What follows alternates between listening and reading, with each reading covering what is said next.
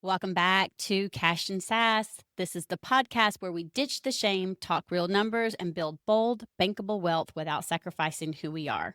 I'm your host, Lisa Marie. I'm the fractional CFO, wealth mentor, and the sassy wealth queen behind Transcendent Wealth Co. And if you're ready to scale with strategy, own your power, and finally feel wealthy in every sense of the word, then you're in the right place. All right, today we're diving into the money flow, the sales flow, and what it really takes to build wealth without burning yourself out in the process, which, hello.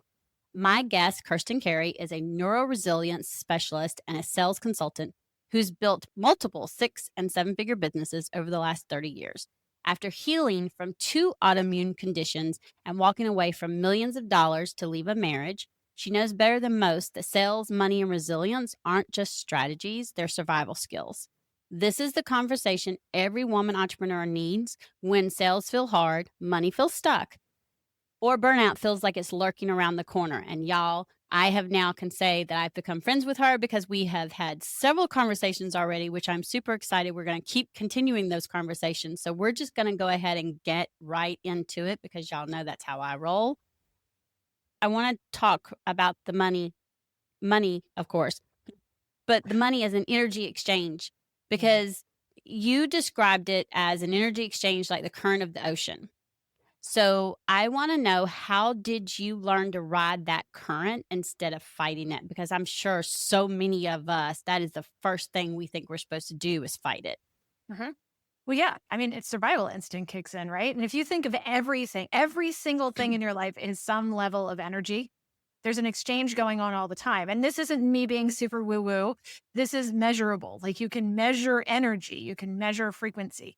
So if you think of music, it's a frequency. Everything's an energy. If you walk into a room and just kind of feel, you can just tell something's not right in the room. That's you sensing the frequency or the energy of the room. And we're all designed as humans, we're sensory beings. So if you watch a dog or a baby, they're in their sensory experience. They're constantly like, what do I smell? What do I hear? What do I feel? As we get older, we start putting our thought process to the sensory experience. So, oh, the last time I felt this, the last time I heard this, the last time I smelled this, this was happening. So that starts registering in the brain. So over time, you then guess ahead where if you smell something, you assume it's going to be dangerous or you assume it's going to be helpful. But a lot of times, once you lock that in, you don't change it. So if you think of money as an energy, the relationship you have with money is pretty much locked in by the time you're 7 years old based on how the people around you were relating to money. So if you grew up in a household where there wasn't a lot of money or there was a lot of fighting around money or people didn't understand how money worked and they thought money worked against them, you actually absorbed that frequency, that energy, and that exchange. So a lot of us grew up with relationships with money that wasn't our Me, relationship. Yeah, me too. me. Hell yeah, right? You literally Everything was just sneaky. described me. So if we could change that frequency, then you can change your relationship or your flow with money. And then there's a reason we call it cash flow, right? And feminine energy is more fluid energy. It's flow energy. Masculine energy is more of that do, push energy. So if there's a lot of masculine push force energy, you're not going to have a great relationship with money. So again, not woo, this is actually measurable stuff. So if you feel like it's hard and money feels hard, or you find yourself avoiding it, or you don't like to look at your checking account, or you hate doing your tax. I mean, I don't love doing my taxes, but it's all part of the relationship with money. There's Right. usually something locked in there. So that's how I tell people you're fighting against the current. You're fighting against the frequency there. How do we change that? So one of the things I'll have people do is look in some part of their life where the frequency feels fluid. It feels good. And it doesn't have to be money. In fact, it's usually not money. Like what else in your life feels good or that you can just sit and flow with it? And whatever your flow experience is, we lock in that vibration and attach it to money. Does that make sense? Yeah. Yeah. So that way you're going with the flow, and flow is measurable. The government, the US government actually spends billions of dollars measuring flow and understanding how to access that flow point in somebody's energy to help their soldiers do more in less time with less effort. So if the government's putting money into it, you know there's something to it, right? So there's books written specifically on the concept of flow. And it's this frequency that your body can lock into where everything just feels easier, where you're getting more done. You ever have those days where you're like, I am unstoppable. I can do Yeah, I think anything. we all I have a lot of yeah, yeah. energy. When the days you're like, why is it all so hard? That's the opposite. Well, I mean, that was one of the things I was gonna say is 'cause when in some of our conversations, because I said we've had several conversations, we've had Mhm. connection calls and power partner calls, and one of the things I remember you saying is that if selling feels hard, you're doing it wrong. Mhm. So my question is, why do so many entrepreneurs struggle with sales? Because I think this is important for them to understand that it has everything and anything to do with money as well. It affects your money because and you're saying if it feels hard, then we're doing it wrong. So Yep. why? Well, one, the person you're talking to, the person you're in the sales conversation with, you think you have to convince them of something or you have to change something for them. You don't.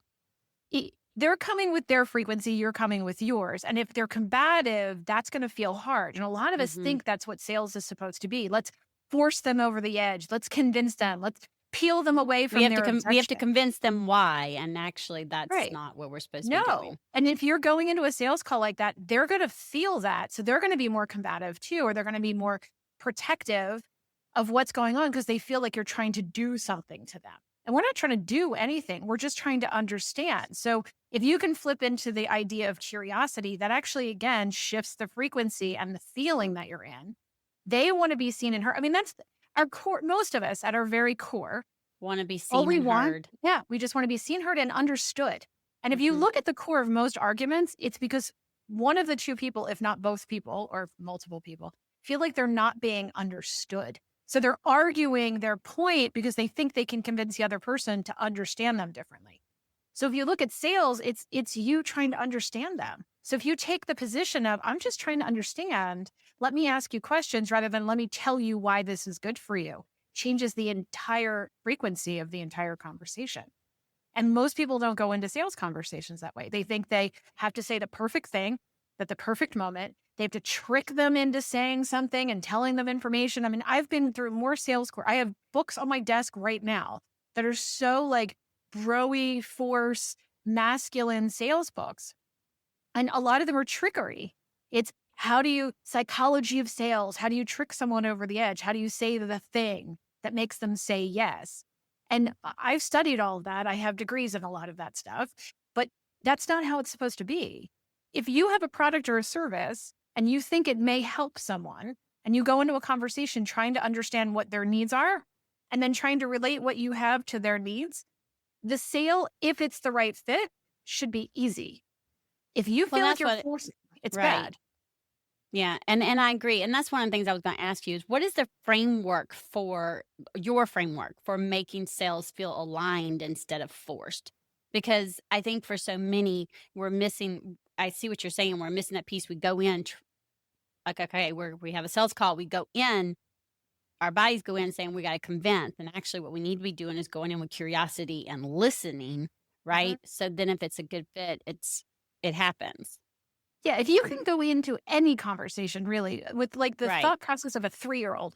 If anybody's been around a 3-year-old, you know their favorite question, their favorite word is why. I Why? ask that a lot now as 52, okay? Yeah, we do. And if you can go into it with the well, why? Because typically the answer they give you, there's something that's driving the answer underneath. So why brings you to an answer underneath. So the framework for the most part is why are you here? What do you need? What are your biggest goals? And why are we here now? Like, why now? Why this? Why this? Why now? And most people try and go in and they've got their pitch. And if they say all the perfect things and they logic them into it, no one, and I know that I get argued with this all the time, but this is 100% correct. No one makes decisions from a logical place. We make decisions from an emotional place and we justify it logically.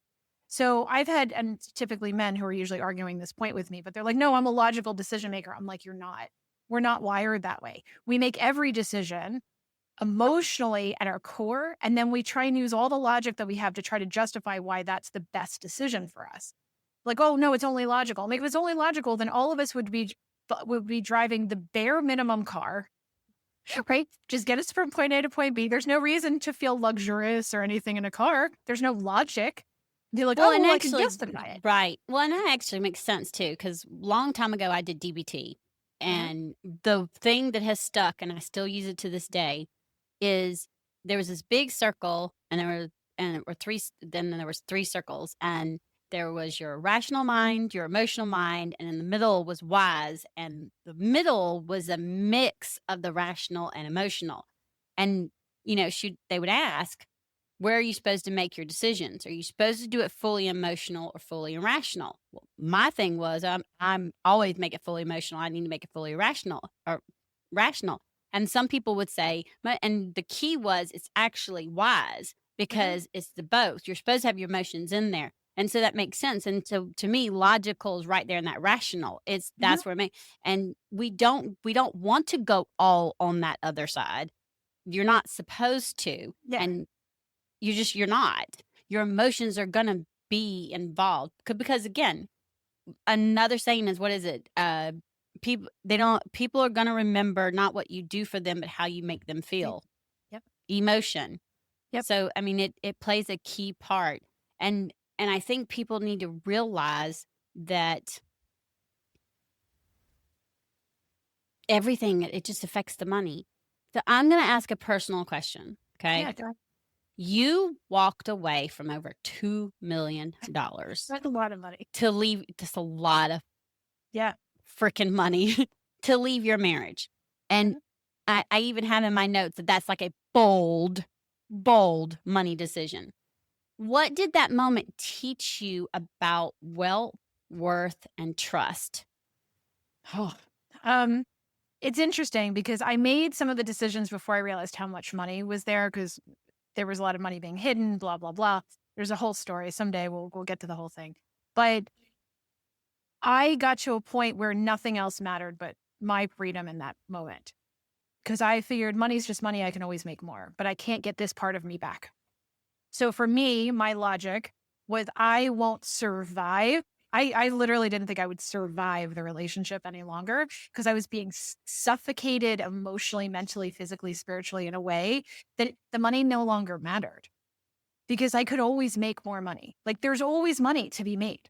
And I was willing to work at Starbucks if I had to, because I had to walk away from businesses that I owned with my former spouse. I had to walk away from other relationships where we had stuff in his name, stuff. So now, of course, looking back, I realized how trusting I was. But it became what's more valuable to me, not what was worth more money wise. What was more valuable in that moment, that was my soul. Like I felt like I was buying my soul back in a way. And it sounds dramatic, but in that moment, I was like, none of this matters because I can always make more money. It's just money. It's Well, just and money. you said a key. You said freedom, and so I want to bring up. My listeners know, and you and I've talked about it. I created 5 wealth codes. And I said that we have to be in alignment with those. And if we're not in alignment and we're not wealthy in those areas, it's going to affect all the other areas. And it's spiritual, energetic, mental, physical, and financial. And you Mm. were being affected in like at least three, if All not five. four of those All areas, five. or all five. All Right. five. And, Yeah. and, and so because of that, nothing, it wouldn't have mattered even if you just stayed and made money. Not, it wasn't going to work. You were completely out of alignment. You were no longer in alignment. It was affecting everything and anything around you. And the reason why I'm saying that is, for the love of God, everybody pay attention. it all 5 of those areas, if one of them is out of whack or more than one, and Kirsten just talking about it, it gets to the point to where you're going to make a decision, and it may be the scariest decision. Mine was not going and looking for another corporate job. I mean, I made a bold ass money decision. I had them come and repossess my vehicle, went and got on food stamps and said, I'm done with these migraines. I'm done with the tension headaches. Cause I was like you, I knew that if I kept on, I was going to have a nervous breakdown. I was Mhm. on the verge of it. It got to the point to where my physical health, my mental health, my spirituality, my energetic, all of that was no longer in alignment. And so therefore, the little bit of money I made, it didn't matter anymore. I was Right. barely making ends meet. So what did I have to lose is where it came from. And so sometimes we make those bold decisions and we're trusting and I trust the and it universe. And it may not, it's not going to be all rosy all the time. And my point with that is now you've done these shifts and you look back and you realize, and now from talking to you, I know you're in alignment in those areas Mhm. now, and you've regrown a totally different business, right? And so Oh, I yes. just I've I think grown it's 2 since important. then. Yeah. That's I right. That's yeah. right. You've done 2 since then. How do those lessons show up in the way you now approach money and business, though? Money isn't the driver anymore. It comes. It just comes. Like, it shows up. Like, there are just months where I'm like, I don't know how all this is going to work out. I just know it will. And then the money shows up. Like, it happened to me yesterday that some agreements that I had that somebody was going to pay me out for a year over an agreement, they just decided to pay in full for the year and it just dropped into my account. Nobody said anything. And there was just a bunch of money sitting in my account. And I had just made a decision the day before, a financial decision where I'm like, I don't know where all this is going to come from, but I'm doing this because it makes sense. And I made the decision to do it. And 24 hours later, there was just money sitting in my account from a client who decided she was going to pay in full for a year long agreement that she originally thought she was going to pay over a year. So it just happens, right? But I also look at, what am I considering to be wealth, right? Like, I am now married to somebody who is such a great energy source for me. And we're such a good aligned couple. And he is very balanced in who he is. And I'm very balanced in who I am. And when we come together, we're even more powerful. But I have more joy with this person in my life than I had in my first marriage, I think, collectively, like, ever. And I'm not trying to compare the people. What I'm doing is I'm looking at who I am in the relationship too. I'm a much Who you more, were in the yeah, relationship and who you are now in the and why relationship, I which attracted means that. right, Yeah. and which So I means wealth attract is so different much more things. than money. Yes. So who's in my life romantically, energetically, business wise, the types of clients that I attract now? It's like, it's just a very different experience. Where I live, I mean, I 6 years in the house we live in, and there's this giant hill that kind of like, we have to drive up this giant hill because we live on the side of this mountain. As we're driving up 6 years, I still get excited every single time I'm driving up that hill as I'm seeing the mountain behind my house and I'm seeing my house and we look over the city, and I am excited every day for where I live. Like, I'm still excited, right? So that's the kind of stuff I look at now. When I was younger, I looked at metrics other people gave me to say this is successful. Like, you were making this much money, you're working this many hours, you're doing this much stuff, and you were married by a certain age, you were doing this, you had all the, family. I measure things differently now. And the money's just there. Like, Well, I it's mean, the you were talking afterthought. right, and when you and I were talking about, we just had our second, well, second or third call, I can't remember, Mhm, the other day, and each time we've been just as excited, and mhm. we couldn't wait for this, and then we are already booking another power partner meetup to keep talking, and then Right. we get it, we're like excited because again, we both love each other's energy, and that's why energetic is part of is Yeah. one of the wealth codes because it affects you. And, I made a decision, I guess it was 2 days ago, to do something. And I literally said basically the same thing or thought it to myself, okay, I don't know where it's going to come from, how it's going to be. And I'm making the decision to do this. It feels right. I'm doing it, and I'm trusting that it's all going to work out and that it's all gonna flow in however it starts flow in, and that's the key is not being attached to how, right? Yeah. And as you up level in your business and as you start to pivot, one of the things that held me back at first was I was attached to how, and Yeah. one of the things that I've learned how to do, thanks to my coach and my mentors, is just do it from curiosity and not be attached to How? how, right? Don't be attached. Don't, it's the same thing with the connections. Don't be attached to what they're going to turn into. Just go in with curiosity. And I'm going to be honest, doing that, Kirsten and I have had so much Well, fun thank you. talking about personal and business stuff, which we've talked about both. We're like looking at all the ways that we can keep talking and collaborating. It's just, there's just so much stuff that opens up from that. And to me, that's part of being wealthy. It's because Yes. now you're building these relationships. And, if she was to have an event or know of an event that she was going to go to and she called and said, hey, I think this would be great for you to go to too. Don't even think that I wouldn't be looking to see how I could go because, again, I Right. love meeting people in person and the energy. I already Mhm. know, right? And so I just think that's really, really important for people to realize that. And that's the whole point of this podcast is kicking money taboo to the curb, but realizing wealthy is more than just making money. And if you think it's just going and creating the money and making it, you're missing the whole point. You can be rich and keep chasing and chasing and chasing Yep. and be broke and miserable at the same time. Broke. Yeah. When Right? you're I mean, broken, because you feel broken, you're using the money to fill a void. right. If you don't already have a void, the money just flows. Like the money won't fill the broken pieces or the fractured pieces or the openings. You've got to fill that internally first, feel whole, and the money comes. And I know that's not how most of us were taught to do it.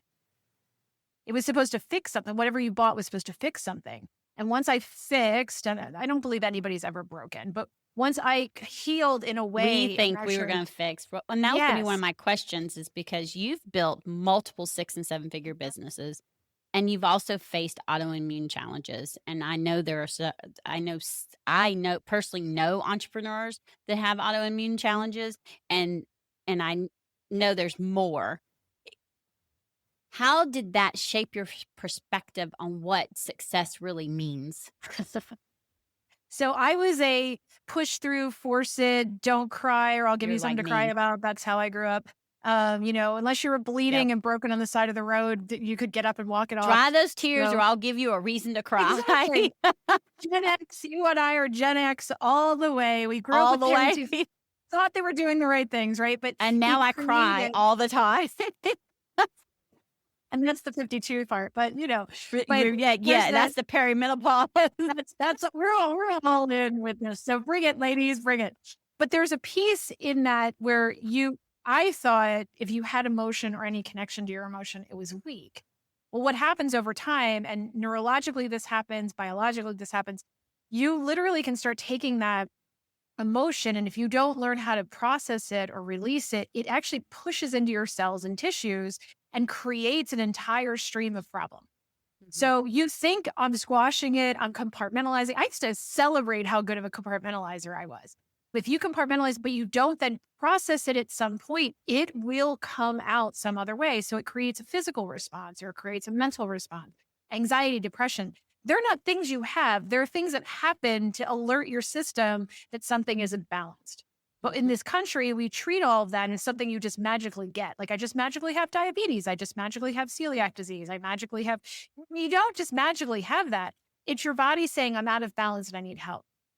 They're all symptoms of something greater. So in my early 30s, I wasn't feeling good. And I was a former athlete, I'm a former gymnast. I know how to push through. I know how to work on, I know how to compete on broken bones. That's not something we should know what to do, right? So when my body was signaling me that things weren't good, my marriage was off, I was traveling too much, I was taking on too much work, that kind of stuff, I pushed through. And I used caffeine and I used alcohol and I used more food to try and make myself feel better. Well, all these things started going wrong and my skin was a train wreck and I was starting to gain weight, which I never was a kid who ever had problems with weight. And all my doctors were like, oh, it's just hormones. Oh, it's just this. Oh, here are your migraines. And they just kept medicating me.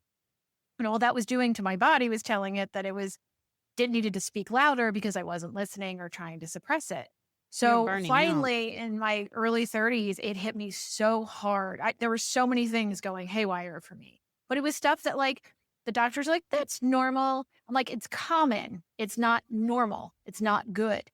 So I finally got into see a naturopath, and she diagnosed me with celiac disease, and I was like, what the actual heck is that? And then we found out I had thyroid disease, which is Hashimoto's, which is also an autoimmune condition. And it was just this cascade of things that were going wrong. So I had to do a complete about face. I walked away from my business because I just couldn't function anymore doing it. I started getting healthier. I started learning how to actually eat.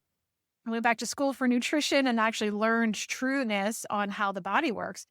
And I opened a series of restaurants and wellness centers. And then I developed an entire program to help people reverse autoimmune conditions. So I went back to school and became a nutritionist and a natural health practitioner. And I have 1,000 degrees and certifications and all the things.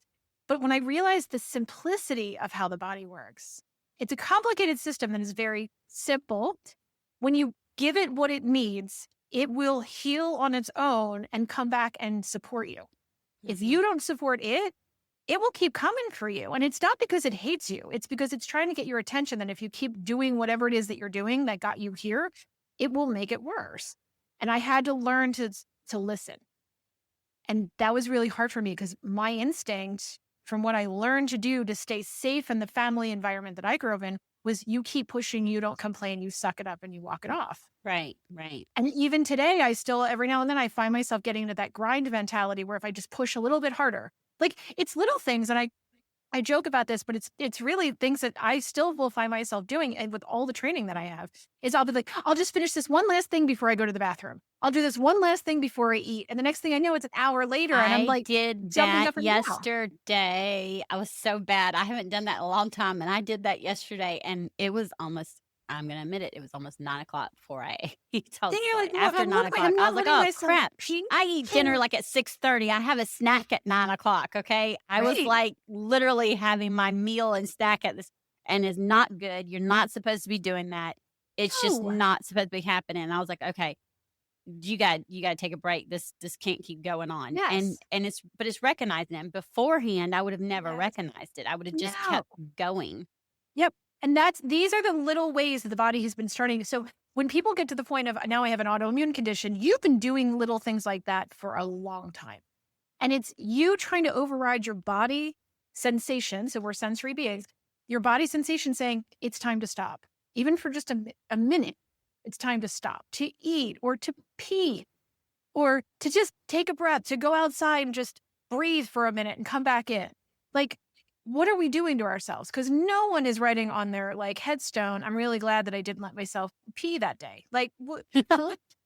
Yep. Right? I hope that is not on my Right. So we just got to take it deeper. What's the freaking point is what it comes back to. Why are we doing this? And it's not to push ourselves harder, but we celebrate that, especially in the United States and like we celebrate how hard we can push ourselves, how far we can go. We celebrate how few vacations we take, how little sleep we take. It's insane. What are we celebrating this for? Why? Okay, so So, my question for you is we both have talked about resilience, and I mean that's also part of your thing, right? yep. So I think people are like, but wait a minute, you say, you know, talked about resilience. So, and you're saying pushing. So, what role does resilience play in sustaining both money and health? Because I think they need to understand that there's a difference and it affects your money. It affects how you go about your business. Y'all, it affects how you spend. It affects everything because it affects the way you think. Yes.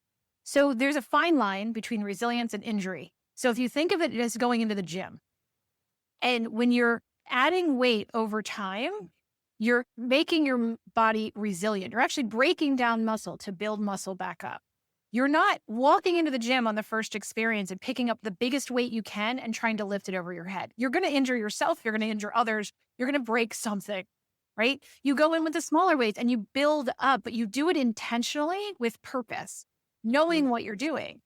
The Mm-hmm. people who go in there and they're like yelling and they're screaming, they're pulling and then they're hurting themselves and then they're out of the gym for 2 weeks. I'm like, that's not resilient, but that's what we think it is. You're supposed to push yourself past the breaking point. I'm like, no, you're supposed to be able to purposely build yourself with intention to build muscle, to build strength, to build that resiliency over time, knowing what you're doing, not just walking in there and trying to beat yourself to bloody. It's because you're going to hurt yourself. And that there's a point for that. But, I've watched all the biographies and the stories on TV. I was watching this one on this guy who ran 100 miles, 100, it was some crazy marathon where they were doing like 100 miles that they were running.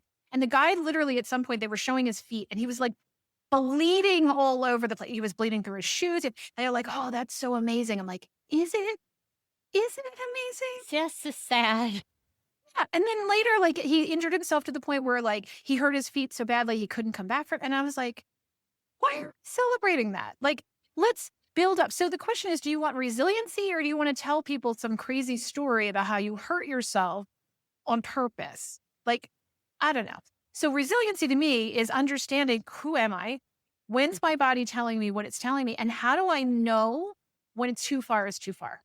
So what's my like true yes and what's my true no? And how do I know the difference? How do I know to keep going? Because there are moments where you're like, okay, I'm going to try There's one gonna more. be cause right, there's gonna be life moments because y'all life Right. happens. There's gonna be life moments, and you're gonna have to decide, okay, and there'll be moments where it's gonna make you think for even a split second, I shouldn't be doing this, or I shouldn't be getting this client, and that's when you're like talking about you need to be looking and saying, okay, what is my true yes?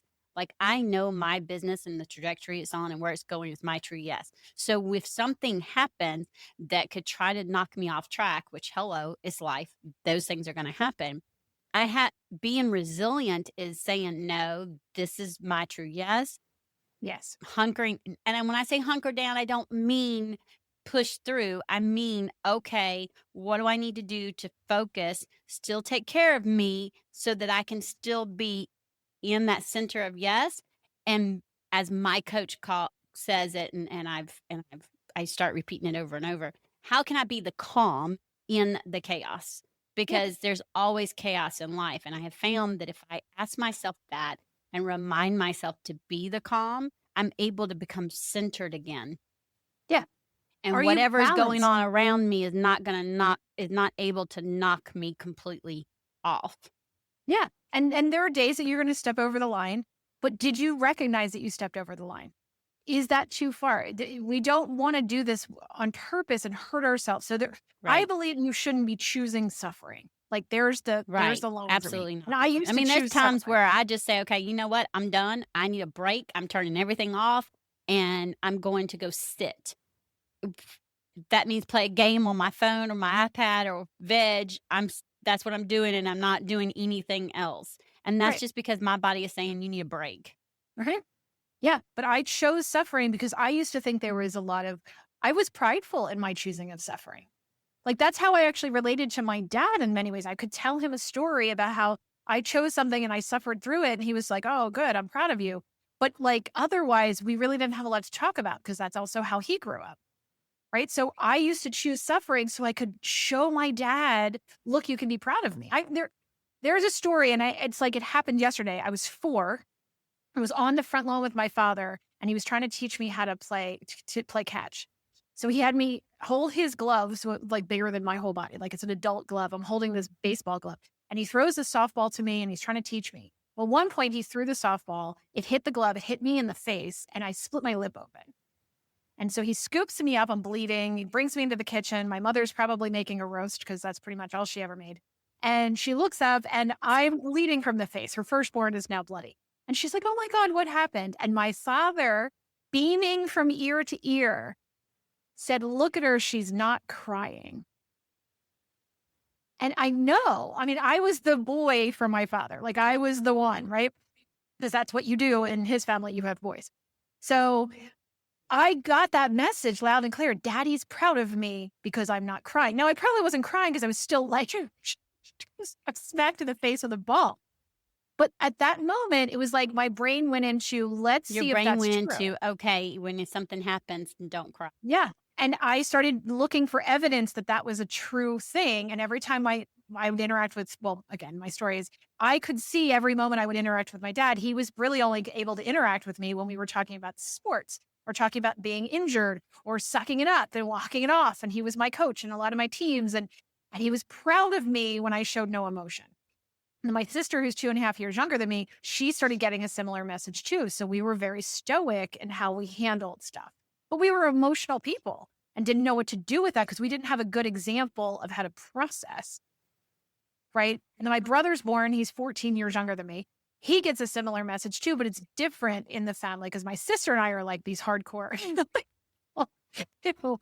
So, Well, and the point is all of this started affecting also how, like you said, how you pushed through, how you made money, how you went after the sales, and then you had to do the switch. And so I think it's really important, you know, for my listeners to, if you're thinking, okay, look, be honest, just look and see inside how Yeah. are you doing it? Are you pushing through? Are you ignoring things, right? And are you looking at, because if you're looking at from this lens, then I guarantee you it's affecting how you're making Yeah. money, how you're thinking about money, because it's going to all be wrapped in. And Yeah, because if you look at money and you think things are supposed to be hard, you will make making money harder than it needs to be. and I Or you won't amen. hold it when you Oh have it. my gosh, how can I tell you how I've done that? And I'm a fractional CFO, and you're like, people are gonna be listening to this going, "Wait, what?" Listen, I didn't always have a good relationship with money, okay? I thought money was only for the stuck up rich. Yeah. Like, and it wasn't for me, and I thought that because I wasn't in this category, right, the society gave, then it was going to be hard for me to go from barely making ends meet to making money. Because had that thinking, because it wasn't mine to begin with, but I've heard it so often, because I had that thinking. What Kirsten said is right. And I literally had that thought, and when I first started my business, and so it was. Yeah. And then if it Yeah. became easy, then I would And you were wait doing to something find wrong. when I was doing one. I was one. It was either was doing something wrong or oh crap. Okay, when is the shoe going to drop? Yes. And then you lose it. You literally like somehow it falls out of your account You because and you it's think you didn't like, make it on the right "See, way. I knew the shoe was gonna drop." Can I tell you how Yep. many times I've said that too? Reconfirms Um, that. Uh-huh. and Yep. and then you just basically stay on the cycle. "See, told you so." And Yep. and I it's don't deserve it. It's never going to happen. you Mhm. have to be able to flip it and notice it, and the first key is noticing it. Yeah. Well, just look at how many TV shows or storylines tell you that the people with the money are the bad people and the people who don't have it are the good people. Like, I mean, just look at like the Titanic, for example. The whole story is basically wrapped around those in third class, those in first class. But look at how that storyline runs through just TV shows in the background. You know, the rich people are the bad people, the corporations, this. And I'm not saying that corporations and people don't do bad things that have money. But I'm not saying if you don't have it, you're good either. Money's It's not what's bad, people. though. No, It it's how you see the world. But and look at the and storyline. and you getting money isn't gonna change, because, it's the same thing as when some people come into money, they go, "Oh, it changed them." No, you're Yeah. just starting to They see were their true that. they're Yeah. already there, you're just seeing their true colors. Mhm. Yeah, Yeah. because the more money I make, I'm able to make a bigger impact the more good I can do. It is Right. not changing who I am on the inside, and I know I have a big, huge heart, so that's just so it's not switching, but I used to think that. I mean, I used Mhm. to think it was gonna change me and make me some big evil person is the only way I know how to describe it. It how did and when we start and we change and we're flipping that, okay? How did you learn to charge your worth confidently? Because that's a big thing too. Yeah. I unfortunately, from the get go, I was really young. I was one of the I'm one of the youngest people in the National Speakers Association to have their CSP, which is Certified Speaking Professional designation. One of the youngest local presidents they've had, the youngest national board member they ever had. I was in on the National Speakers Association early, early, early, and I had people who are now my age, who were my mentors. And so I didn't know what I didn't know, but I knew I didn't know a bunch of stuff. So I listened to them. And from the beginning, I started getting paid. I started getting contracts with like Verizon and UPS and Aramark and some big companies. And I was smart enough to know that I didn't know what I was doing when it came to the pricing. So I was able to go to them and say, okay, these are kind of the things that I have. And I had some mentors early. And one of them said probably the thing that still sits with me today to how I price. I had this speaking opportunity to speak for Verizon. They had this large women's organization within Verizon. This was 30 years ago. And they said they wanted me to speak and they said, give us your pricing proposal, blah, blah, blah. And I was like, I don't know how much I charge. So I went back to one of them and I said, how much do I charge Verizon? And she said, okay, well, let's figure it out. Now I'm just going to make up numbers at this point. So she said, you charge $5,000. And it's like, oh my God, $5,000. I go, right. And she's like, okay, 2,500. And I was like, $2,500, and she said, oh, I'm like 1,500. And I said, I said, how about 1495? And she said, that's it. And I said, how did you know that? She said, it was the first thing you said without flinching or laughing. And I was like, what? She said, Kirstin, you can't charge what you can't say. And I was like, oh my God. And my numbers from that point just went up. And then that's how I also gauge where I am in my own value. Like I'll say the word out loud. And I used to do conferences where I would sit with clients and I would have them stand in front of the entire room and several hundred people in the room, and I'd have them say numbers out loud. And they were just numbers. And people would stop. There would be a group that couldn't say the numbers after that. They're like, oh, that's way too much to charge for what I'm doing. I'm like, why? Based on what? Where are we coming from? Unless you are literally charging a widget, but even the widgets, somebody's charging higher than everybody else and somehow they're getting it. So the first line of issue is, what can you say without laughing? Well, I mean, that would just be like when you're talking about how much money you want to make in a year, right? When I first started, it was just, again, my whole wealth part was freedom. I wanted freedom away from what I was feeling. Not, it was, if I barely made ends meet, it was going to be on my terms. Yeah. Then it changed. And because I went from food stamps to 6 figures. And when one of my mentors said, okay, you want to have 7 figures. And I was like, 7 figures.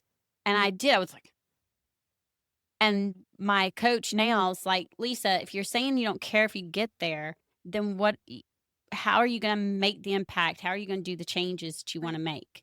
And I was like, oh.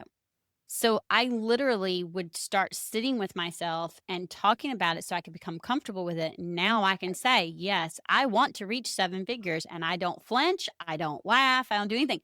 But a year and a half ago, right. But because when you do that, you're literally basically telling, it's not woo, it's just your body, and you're to reject it. You don't want it. You can't hold it. And if you can't hold it, you're not going to be able to keep it. It's all part of that money mindset, way deep in how we feel. And so I love how you said, I mean, that's a good way to look at it too, when you're looking at what you're off, if you're creating a new offer. Yeah. You're going to mess with the numbers, and some of it is you just trying to get used to I saying sometimes start over analyzing it is my issue. Well, of course you will. Because the number is just the number. And especially for a lot of us, what we do, there's really no apples to apples comparison to a lot of what we do. It's what's the value from that client's perspective. And if they say it's too expensive, what they're saying is I don't have the value for it. That doesn't make you wrong, doesn't make them wrong. They don't have the value for whatever it is. And I had 5 and 6 figure deals. And they're not there yet. And that's okay. No. That doesn't mean anything about you. I mean, I've had 3 sales calls this week, and 2 of them, they wanted it. They thought, they looked and they said, it was one of them said they couldn't afford it. One of them said they changed mind. And it was them. Okay. It wasn't me. I know my worth. I know that I'm good at what I do. I know the offer was great. But getting there too, like you said, it's a process to be able to, again, go in there with that curiosity and be not attached to it, and understand that it's not you, right? Well, when somebody's telling you something's too expensive, what they're just telling you is where their value set is. That's it. And like when I was in health, this was very clear to me when I was in health, selling health programs. I had a woman one time on a call, and this happened frequently, where I'd have people on calls who had been sick for years and they were in bad shape. And I had a woman one time, sobbing, I will do anything. I have to have health. I can't do this. She told me that she had visions of her children, her 3 daughters, standing at her gravesite. That's how sick she was. And she was concerned it was going to happen soon. So this woman's like, I will do anything, whatever you tell me, I will be compliant. And she was in her 40s, and her mother was on the call with us too. We were on a video call. So she says, anything you want, anything you tell me to do, I'll do it. I'll be compliant, blah, blah, blah. I just can't, I got to get this out of this belief that my kids are going to be standing at my gravesite. And I was like, okay. And her mother's like, oh my God, this sounds like what you've wanted. So we get to the point where we're talking about money. And the program that I thought would work best for her at the time was a $3,000 program. I mean, this was really grand scheme what this woman had already spent. I mean, 3,000 was nothing, but again, it's not Right. for me to tell her that. Right. So I said, the program I think would work best for you to get started. It's a $3,000 program, blah, blah, blah, blah. She went, oh my God, my husband would never let me spend that kind of money on myself. Now, there's so much in that sentence that we could break down and be here all day over it. But And all her day and mother, tomorrow and next week. but her mother turned to her and said, but he would spend that kind of money on a gun. And she said, but he's former military and he needs his guns. And there was so much wrong with the conversation of where she was in her own belief system about how her health was of value, that there was nothing I was going to be able to do in that moment. I'm not convincing. I'm not showing her what she said. And I said, okay, I hear what you're saying. Her mother was so upset. And so her mother went into this convincing thing. And I said, look, what I'm hearing is that you're in a space right now where you don't believe that your health is in a place where you want to spend the money or that your husband's ready for it. When you're ready to have that conversation, I suggest you have that conversation with your husband first. Have you ever told him how bad you feel? Did you ever tell him about the vision that you had about your daughter standing at your gravesite? She said, oh, he wouldn't care. And I'm like, in that moment, I knew exactly why she had autoimmune. I knew what was wrong. I knew what was really killing her from the inside. And that wasn't a moment I was going to stand there and fight for her because she wasn't fighting for her. But if I see someone who's on can't help edge, someone until they're ready to be helped. yeah, and she wasn't. I didn't think she would be able to move through the program in the way and get the healing that she really could have because she didn't believe it herself. Right. But then I've also had conversations with people who are spending $25,000 and $30,000 and $50,000 on programs that I have who just go, I don't know where I'm getting it, but I'm going to figure it out because my health is the most important thing. And then they sell a car or they sell an annuity or whatever. It's not for me to decide what's expensive or not expensive for people. It's for me to realize where the person's coming from. And if they're not ready to fight for themselves, it's not my job to fight for them, which was a big piece for me in the health space. Because I'm like, I can see it. And it's important to see that just because, and it may be a no now and they're in a certain situation where they can do it. And then they come back 6 months later, a year later, and they're like, I don't even need a payment plan here. I've got it. Yep. Because now because then they'll tell you, I wasn't ready then, but I'm ready now. And so I think it's really, again, it's that detached commitment to where we know our worth, we believe in our product and our service. We don't cringe when we talk about the investment. And like you said, we don't go and convince. Kirstin, this has been such a powerful conversation, and y'all, we could talk all day because I already know this. We've been doing it, and I know so many listeners are going to want to go dive. If y'all don't, y'all need to go back and listen to more. That they want to dive deeper with you. Can you share where they can connect with you and tell us about? I think it was a free report on sales mistakes. Yeah, I've got a bunch of stuff that they can get into. There's free downloads. There's a whole bunch of information. I've got, my own podcast. But if they just go to evolveminded.com, they can get to the free download. They can get to what they need. They can get to information and they can get started. Even if they're not ready yet, there's pieces there to get them to open up. You've got stuff in there to get them started until they are. I love it. And I know I'm going to be checking them out because I'm going to be talking to her again. So we're going to keep our conversation going. So for my listeners, if sales feels heavy, money feels stuck, or you're scaling fast, but your systems and your energy can't keep up, it's time to book a wealth alignment call. We'll uncover what's leaking, what's working, and how to align your numbers, your systems, and energy with the wealthy CEO version of you. The link will be in the show notes. Let's get you aligned and thriving. And as always, until next time, remember, confidence and cash are the ultimate power duo. As I say, go in and check your money. And as always, have a fantastic and wealthy day. Bye.